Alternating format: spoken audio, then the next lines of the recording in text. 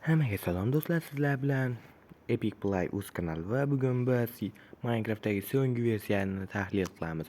Unda misli Copperdan qilingan branya va Copperdan qilingan qutilarning zanglaganlari, oddiy zanglamagani bo'ladi. Va bunda eng muhimi, bu yangilanishning eng katta naqasi yutug'i Mistan Golem. U hech qanday moblarga hujum qilmaydi. Hatto urushmaydi, buni ham urushmaydi. Bu shunchaki sortirovka qiladi. Qutiga narsalaringizni to'ldirib turadi. Mana sizlarga ikkita quti qilib qo'yamiz, u yoqqa va bu yoqqa. Uni ichiga bitta cho'pak solib qo'yamiz. To'g'ri, ikkita solib qo'ya qolamiz. Mana do'stlar. Bu yerga cho'pak tiqib qo'ysak do'stlar. Copper kelayotgan Copper Golem va bularni tekshiryapti, ichida nimadir bormi yo'qmi.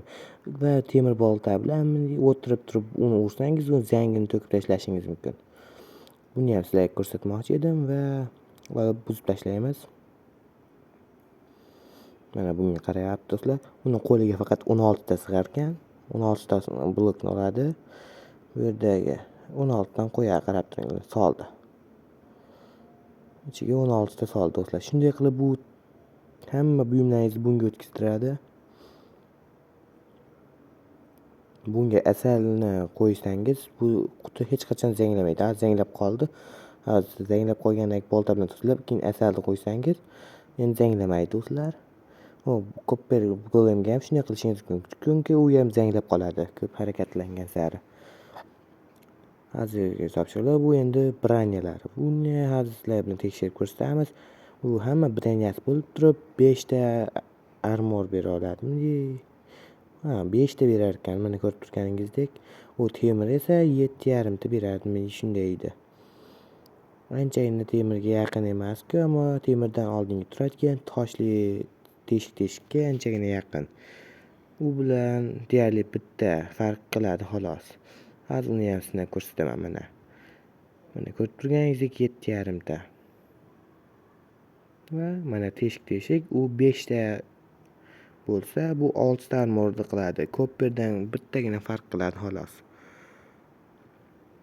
Uskunalarga kelib chiqadigan bo'lsak, asbobonjonlarga u toshning shunchaki birga bir kopiyasi. Faqat toshli kilkadan tezroq qaziydi, misli kilka birozgina. Ammo uni deyarli kattagina farqi yo'q.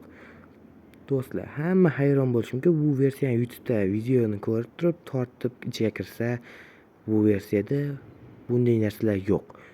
U lo'g'lagan modor qaldezim, men ham o'zimga o'zim, ammo bunday emas do'stlar. Buning uchun kirish uchun biror narsasini ishlash kerak ekan. Hozir sizlarga ko'rsataman. Avvalo chiqib ketamiz. Chiqqanimizdan keyin biroz telefondan chiqarib yubordi-yu. Qaytib kiramiz do'stlar. Agar bu narsani qilmasangiz, Copperdan narsalar qo'shilmaydi do'stlar. Qo'shilishini istasangiz, albatta siz buni qilishingiz shart. U shunchaki juda ham oddiy narsa. Minecraftga kirib olgandan keyin Play Beta'ni bosasiz va Create New World'ni bosasiz. Buni ko'rinishi o'zgargan, ammo so'ni ochish oson. Bosganingizdan keyin yana bitta Create New World chiqadi, chap tarafda uni ham bosasiz. Bosganingizdan keyin kreativga o'tkazdirasiz va eksperimentdan hammasini yoqishingiz shart.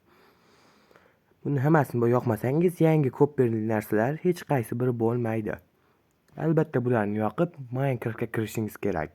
Shundan keyin Copperli narsalar bor bo'ladi. Kanalga obuna bo'lib, like bosib qo'ying.